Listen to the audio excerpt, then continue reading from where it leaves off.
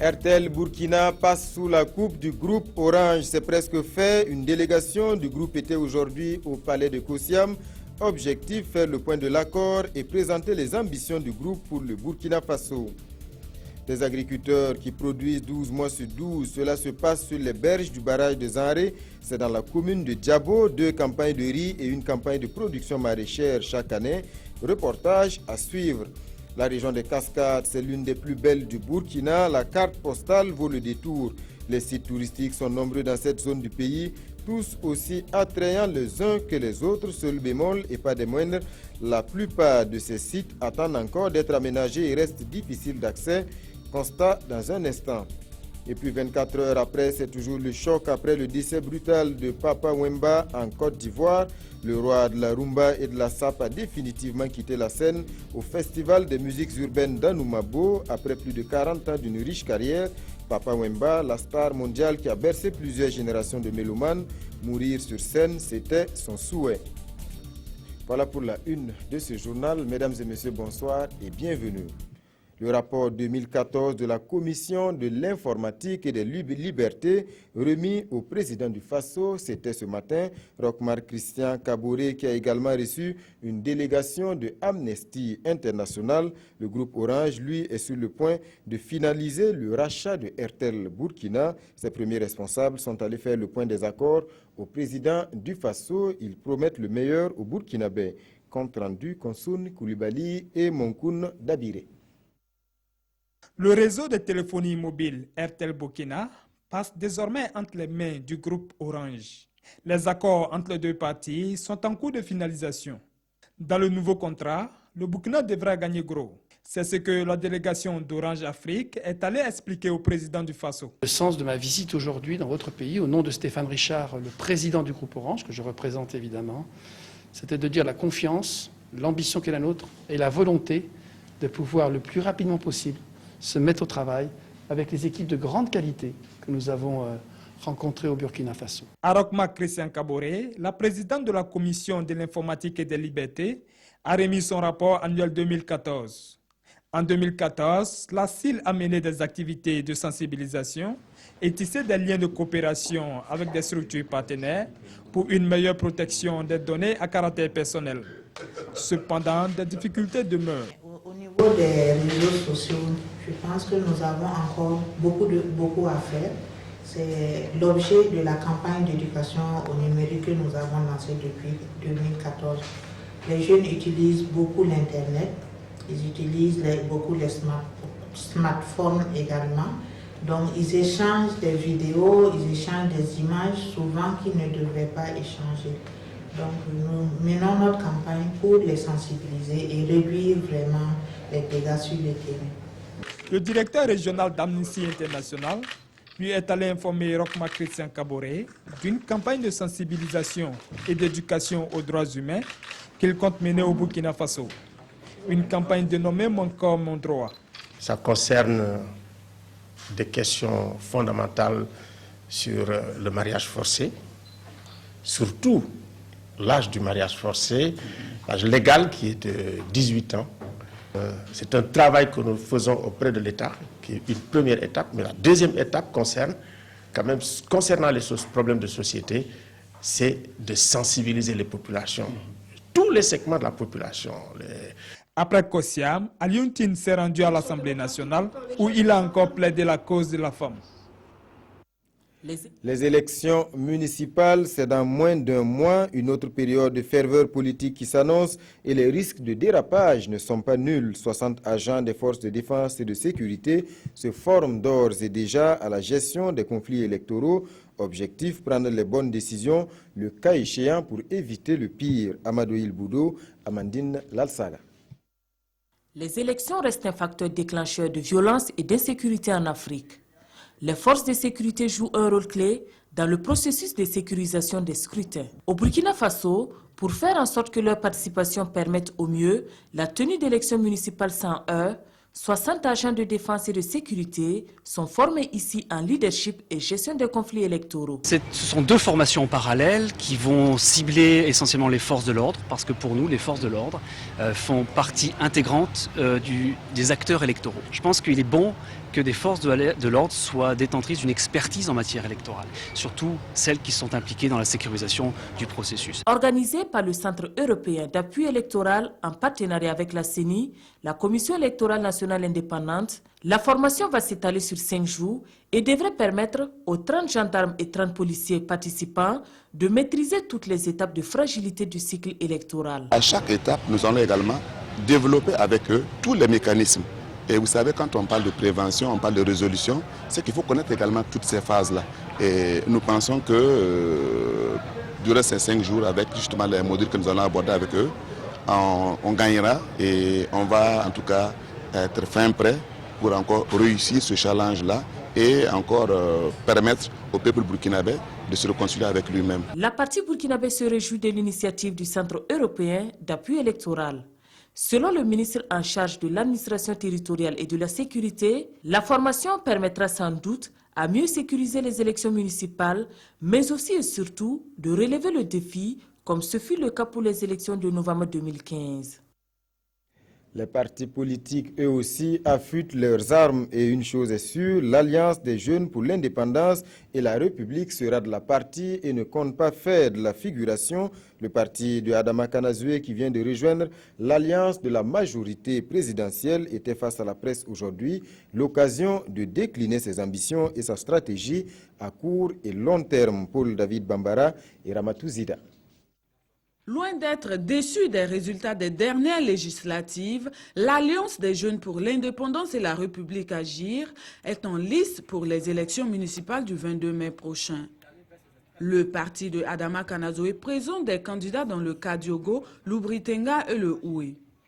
Une élection que le parti compte aborder avec d'un côté une liste composée à 100% des candidats issus du parti et de l'autre une liste commune avec des partis membres de l'Alliance des partis et formations politiques de la majorité présidentielle. Nous sommes dans une dizaine de communes, notamment à l'arrondissement 4, l'arrondissement 3 et l'arrondissement 11 de Ouagadougou. Nous sommes à Zignaré avec des listes âgées.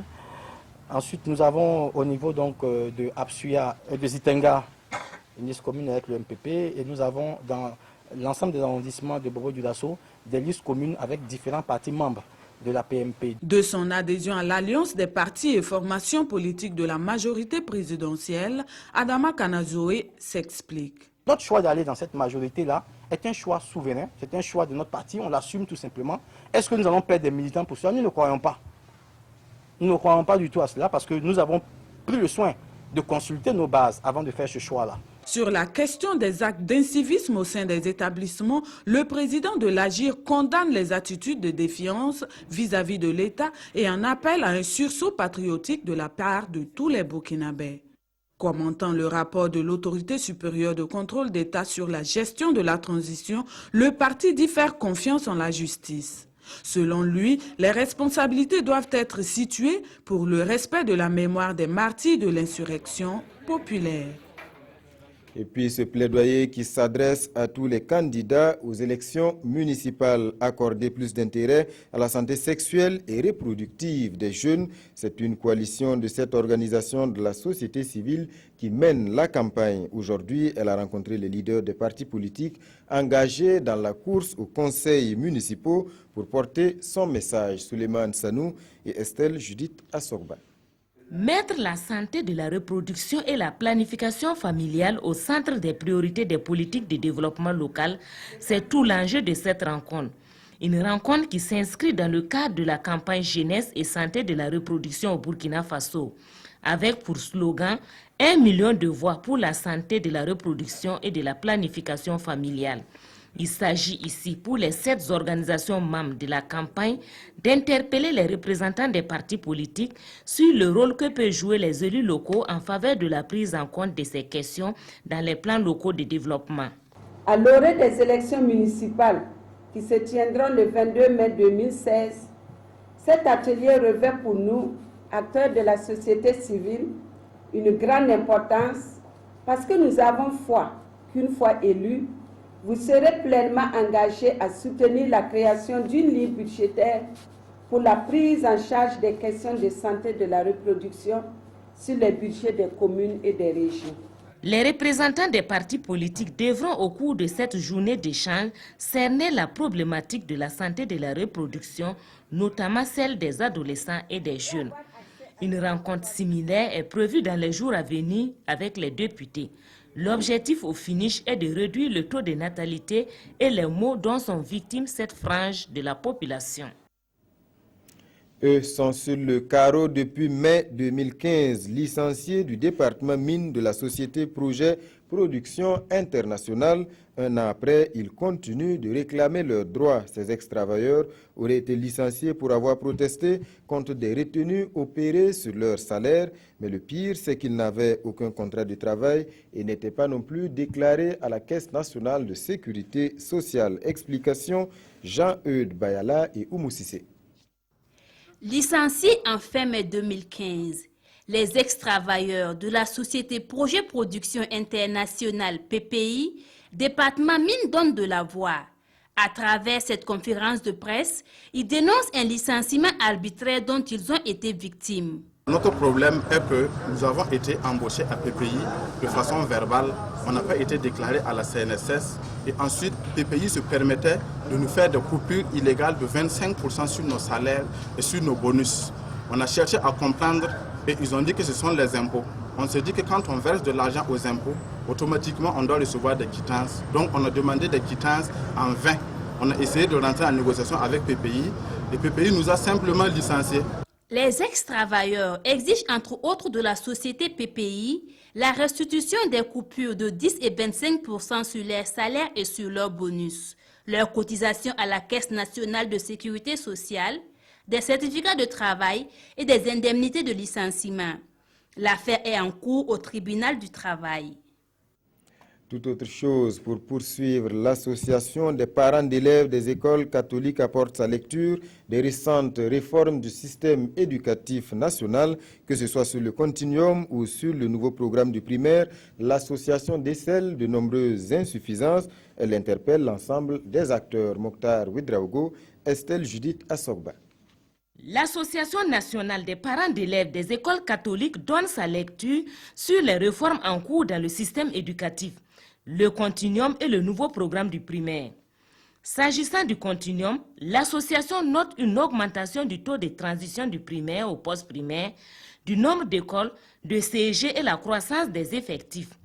Cependant, elle dénonce le non-respect par l'État des engagements pris dans le cadre de la convention entre les deux parties. Concernant le nouveau programme du primaire, l'association estime que ce changement présente des tares. Il s'agit du volume horaire officiel trop élevé, 968 heures par an, qui n'ont jamais pu être accomplies. L'absence de la cantine scolaire dans les écoles, le contenu inadapté des manuels utilisés. Face à ces insuffisances, elle interpelle les autorités en charge de l'éducation sur plusieurs aspects. À une implication des parents dans les grandes décisions d'orientation de l'éducation, à un accompagnement et un soutien de l'enseignement catholique à travers la reprise de la relecture de la Convention Église catholique et État et le respect des engagements pris. L'incivisme grandissant dans les écoles a été également évoqué au cours de cette conférence de presse. Nous venons de finir une réunion des chefs d'établissement secondaire de l'enseignement catholique et cette question a été mise sur la table. Et la réflexion va se poursuivre pour voir comment nous allons prendre à bras le corps la question de l'incivisme. Avant les échanges avec les journalistes, les membres de cette association ont tenu leur assemblée générale. Une rencontre qui a permis la mise en place d'un nouveau bureau constitué de 7 membres. Des problèmes, il y en a également dans les universités et leur résolution, c'est la raison d'être du réseau pour l'excellence de l'enseignement supérieur en Afrique de l'Ouest. Les membres de cette organisation se sont retrouvés aujourd'hui à Ouagadougou pour des échanges autour du thème « L'université au service du développement ». Daouda Ouattara, Aruna Mari. Faire des universités des pôles d'excellence et des outils pour l'impulsion du développement en Afrique de l'Ouest francophone, c'est une volonté affichée à ces premières assises du réseau pour l'excellence de l'enseignement supérieur en Afrique de l'Ouest, RESAO. Une conférence qui mobilise des présidents, des recteurs, des directeurs généraux des institutions d'enseignement supérieur et des partenaires de la communauté universitaire. Les systèmes sont confrontés à des problèmes majeurs tels que l'insuffisance des financements, la question de l'employabilité des diplômes, la pertinence des formations, la gestion optimale des ressources, les difficultés structurelles de mise en œuvre du LMD, la mobilité des apprenants, la mobilité du personnel enseignant, l'inadéquation entre les capacités d'accueil et les flux d'étudiants, créant ainsi des problèmes de massification. Le diagnostic et l'examen du rapport d'activité du RESAO figurent au menu de cette rencontre dont les travaux s'étalent sur 2 jours. Il s'agira de trouver des solutions aux maux qui entravent le bon fonctionnement des universités. Il faut évidemment que chacun prenne conscience qu'à un moment donné, il faut s'arrêter, réfléchir et trouver des solutions parce qu'il incombe à chacun, à chaque acteur de s'assumer quelque part et de ne pas attendre une satisfaction à 100%. Au cours de la rencontre, il sera également question de la mise en place d'une bibliothèque virtuelle des universités de l'UMOA. Un nouveau bureau du réseau est également attendu à l'issue des travaux. Santé à présent, la bilharziose, une maladie dont on parle de moins en moins, mais attention, le mal est toujours là et sévit dans plusieurs zones du Burkina Faso. C'est le cas notamment dans le village de Panamasso, dans la commune de Bobo-Dioulasso, et là-bas, la lutte se mène avec le concours du projet Eau, Énergie et Environnement. Explication Idrissa Warga et Moumouni Baro. La schistosomiase, aussi appelée bilharziose, est une maladie parasitaire causée par un ver appelé schistosome dont le cycle de vie dépend de l'escargot ou de l'homme. Selon l'OMS, environ 85% des personnes infectées vivent en Afrique subsaharienne et le Burkina Faso n'est pas épargné par cette pathologie. Ainsi, plusieurs localités, dont le village de Panamasso, dans la commune de Bobo-Dioulasso, vivent cette situation avec des conséquences souvent irréversibles. Nous sommes arrivés à comprendre une partie de la dynamique de la maladie au niveau local. Nous avons de meilleures connaissances. Nous pensons que les populations ont compris plus les zones à risque par rapport à la maladie. Ils connaissent mieux les conséquences liées à cette maladie et du coup ils sont beaucoup plus prédisposés à travailler et ne pas avoir cette maladie. Selon les spécialistes, la schistosomiase se transmet par voie transcutanée. Les germes traversent la peau et rentrent dans l'organisme pour se loger finalement dans la vessie. La conséquence est que la personne peut avoir des problèmes urinaires. Tout l'arbre urinaire peut être atteint. Peut avoir chez la femme une stérilité, peut avoir un cancer de la vessie. Chez les enfants, malheureusement, c'est chose. L'enfant vient à l'école, il est là, tout faible, et l'enfant ne peut que dormir. Voilà, donc ça entraîne aussi l'anémie.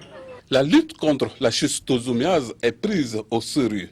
À cet effet, le gouvernement mobilise plus de 500 millions de francs CFA pour l'achat de médicaments. Mettre en place un fonds de garantie commerciale de 100 milliards de francs CFA. L'initiative a été lancée depuis des mois par le syndicat national des commerçants du Burkina. Objectif, résoudre les problèmes de financement, mais reste à convaincre les premiers concernés. Le syndicat est allé expliquer les enjeux aux commerçants du centre-est. Ali Doubadini et Nathalie Sawadogo. Le secrétaire général national du Sinat Kombé explique aux commerçants de la région du Centre-Est l'importance du syndicat et la nécessité pour eux d'adhérer à la société coopérative. Les objectifs que nous visons, c'est l'assainissement du secteur du commerce, la réforme totale du secteur du commerce, permettre à ce que les commerçants au niveau du Burkina ne s'arrêtent pas seulement jusqu'au niveau d'aller échanger, acheter, revendre, mais que nous arrivons aussi à innover, à créer, à produire au sein du Burkina pour que ce que nous allons faire au niveau de Burkina, nous arrivons à transformer ce que nous produisons et nous arrivons à consommer aussi ce que nous produisons. Mais l'un de nos objectifs, c'est de permettre à tous les commerçants de ne pas avoir de difficultés d'accès au financement. La région de l'Est est une zone frontalière. Pour les membres du bureau, il faut une réelle organisation des commerçants qui devrait les aider à faire face à la concurrence déloyale. Et pour y arriver, ils ont besoin de l'accompagnement du ministère du Commerce. Si les commerçants s'organisent et vont mettre des stratégies en place, je crois que, avec le soutien du gouvernement, je crois que c'est à ce niveau on pourrait trouver des solutions. Les droits d'adhésion coûtent 20 000 francs CFA par acteur et par an. Le bureau du Sinat Kombé s'est déjà rendu dans 8 régions du Burkina. Son ambition, c'est d'étendre son rayon d'action à la sous-région et même en Amérique. Les agriculteurs au centre de toutes les attentions à quelques jours de l'ouverture de la journée nationale du paysan à Tinkodogo. Leur épanouissement, c'est tout l'enjeu d'un projet lancé ce matin par la FAO et le Centre international de recherche agronomique. Le projet est dénommé « Développement des capacités des systèmes d'innovation agricole » et est en expérimentation dans 7 autres pays. Explication, Urbain Benito Somé et Solange Guigma. C'est pour consulter les différents acteurs des systèmes d'innovation agricole SIA sur les besoins en renforcement de capacités et amorcer des réflexions sur comment opérationnaliser l'approche SIA au Burkina que se tient cet atelier de 2 jours qui marque également le lancement du projet dénommé « Développement des capacités des systèmes d'innovation agricole ». Ce projet consiste à renforcer les capacités pour qu'il y ait des technologies qui soient mises à la disposition des producteurs et que ces producteurs s'approprient ces techniques et puissent véritablement améliorer la participation de l'agriculture à la formation du PIB, c'est-à-dire la richesse du pays. D'une durée de 4 ans et financé par l'Union européenne, le dit projet vise à l'échelle nationale l'identification des ressources existantes et des besoins en renforcement des capacités à travers un processus inclusif associant les partenaires nationaux concernés. C'est d'accroître les capacités d'innovation. Les capacités d'innovation au niveau déjà du personnel cadre de la recherche scientifique, mais ce personnel cadre aura aussi à transmettre ses connaissances aux producteurs, aux hommes de terrain, de manière à ce qu'eux-mêmes y participent au processus d'innovation. Les participants auront donc au cours de cet atelier à partager les résultats de l'étude exploratoire du CIRAD et à se familiariser avec le contenu du dit projet. L'agriculture comme moyen de lutte contre la pauvreté et le chômage. Pour s'en convaincre, direction la commune de Diabo. Là-bas, ils sont plus de 100 personnes à s'investir sur les berges du barrage de Zanré, 2 campagnes de riz et une campagne de production maraîchère chaque année, soit 12 mois de production en continu. Reportage, Mahamadi Ouedraogo et Nestor Yougbaré. Ce périmètre irrigué aménagé en aval du barrage de Zanré est exploité par le groupement Wenkoni, fort de 100 membres, dont 80 femmes. Sur ce site de 25 hectares, les producteurs produisent 12 mois sur 12 diverses spéculations, notamment le riz et le maïs, sous l'assistance technique des agents d'agriculture. Le conseil qu'on leur donne, c'est surtout sur les techniques de production de riz et du maraîchage. C'est la préparation du sol, la mise en place des pépinières, les périodes d'entretien des parcelles, ça veut dire désherbage et puis application NPK urée. Des conseils bien suivis par Mariam Yougbaré. Sur sa parcelle de 0,20 hectares, le riz est en épiaison et le maïs en maturation. Je cultive les riz, le maïs et les légumes dans ma parcelle. Au niveau du riz, je peux avoir 1,8 tonnes par campagne. Les ventes vont de 200 000 à 250 000 francs. Pour le maïs, mes gains varient entre 250 000 à 300 000 francs. Les retombées de cette activité agricole permettent aux producteurs et leurs clients de la place de subvenir à leurs besoins primaires. Si j'achète le maïs à 5 000 francs, je peux gagner un bénéfice de 2 500 francs. Pour l'aubergine, je peux avoir plus de 500 francs comme gain. Vraiment, j'arrive à m'occuper de mes enfants. Pourtant, l'insuffisance des intrants, le manque de débouchés et l'agrandissement de ce site restent les préoccupations majeures pour ces producteurs. C'est le périmètre là même qui est petit, quoi. Si ils peuvent nous augmenter l'aménagement. Dans notre population aussi, on compte plus de 8 000 personnes. Et présentement, là, on a 100 personnes qui exploitent dans le périmètre. Des préoccupations qui vont bientôt trouver réponse, à en croire le directeur provincial en charge de l'agriculture du Gourma. Nous avons des échanges avec la SONAGES, les prévus qui viennent enlever chaque fois les productions de riz qui vont sortir de ces sites-là. Vous voyez ces périmètres-là, le potentiel aménageable c'est 80 hectares. Mais le petit barrage a aménagé 25 hectares. Nous étions en train d'envisager dans quelle mesure trouver des partenaires pour voir si on peut étendre l'aménagement. Toute chose qui va sans doute augmenter la production et améliorer les conditions de vie de ces populations. La région des Cascades, pas de doute, c'est l'une des plus belles du Burkina. La carte postale, je vous le disais en titre, vaut le détour. Les sites touristiques sont nombreux dans cette zone du pays, tous aussi attrayants les uns que les autres pour les assoiffés de découverte.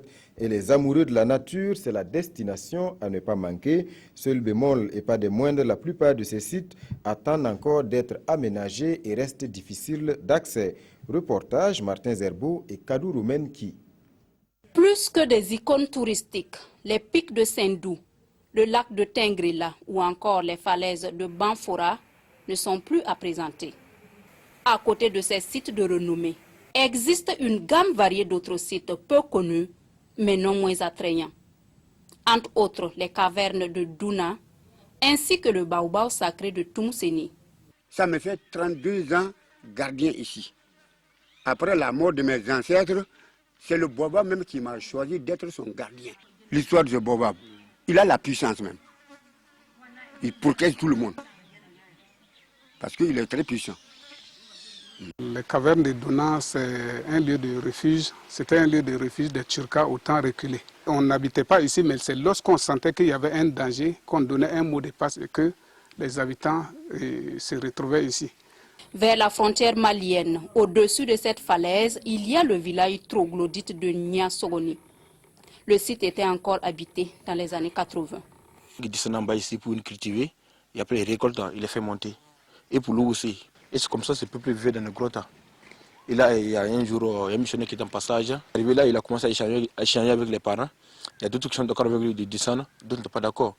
Et ceux qui sont d'accord avec lui, ils sont descendus dans les années 1980. Venus construire en bas les habitations. Et ceux qui n'étaient pas d'accord restent, et ils descendent toujours pour les cultiver. Et après les récoltes, ils les font monter. Et ils ont fait pendant 2 ans. Et après, ils disent, pourquoi aussi, nous, on ne peut pas abandonner. Et ceux qui sont abandonnés depuis là, ils n'ont pas eu de problème. Pourquoi pas nous? Et donc, c'est pour dans les années 1990. Et aussi, ils ont décidé de descendre en bas pour y vivre. Notre village est en haut. En bas ici, c'est comme un autre village. C'est vrai qu'en bas, c'est un peu aisé. Mais moi, j'aurais préféré rester en haut. Mais je suis vieux et je ne suis plus à mesure de monter et descendre à chaque fois la falaise. En plus, j'ai personne pour m'amener la nourriture ainsi que l'eau jusqu'en haut. Ces enclos de tournée, aujourd'hui affaissés par le poids du temps, ont traversé les âges. Ces enclos ont plus de 2 siècles d'existence. La cité perdue de Dramandougou, elle, se distingue plutôt par ses peintures rupestres. Notre ouverture des sites touristiques ici à Dramandougou, présentement, c'est 5e année. Bon, depuis l'ouverture, présentement, on a un nombre de 21 de visiteurs et nationaux et étrangers. Et nationaux, 2. C'est bien que vraiment, c'est trop dur. Accès difficile des lieux, manque d'infrastructures d'accueil. Ce sont des mots communs aux différents sites touristiques dans les cascades. Et en la matière, les projets d'aménagement sont encore au stade embryonnaire. Tous ces sites que vous voyez au niveau de la région des Cascades, la majorité, en tout cas, représentent des lieux aussi de culte pour les populations. Donc, pour les projets d'aménagement, il faut de larges concertations, de sorte qu'on puisse concilier visites touristiques et pratiques culturelles. Donc, pour le moment, c'est des études de faisabilité qui sont effectuées. C'est conscient du manque à gagner que certains initiateurs privés tentent de réhabiliter le secteur. Voilà pour ce constat. 24 heures après, c'est toujours le choc après le décès brutal de Papa Wemba en Côte d'Ivoire. Le roi de la rumba et de la sap a définitivement quitté la scène au Festival des musiques urbaines d'Anoumabo après plus de 40 ans d'une riche carrière. Papa Wemba, la star mondiale qui a bercé plusieurs générations de mélomanes, mourir sur scène, c'était son souhait. Le chanteur congolais Papa Wemba s'est éteint ce dimanche des suites d'un malaise survenu en plein concert lors d'un festival à Abidjan, Côte d'Ivoire.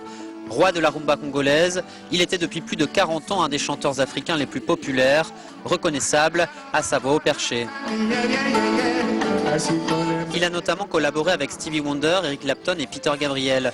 Dans les années 70, à l'époque au Zaïre, il fut l'un des initiateurs de la SAP, un mouvement vestimentaire adulant les grandes marques et l'élégance comme signe extérieur de réussite.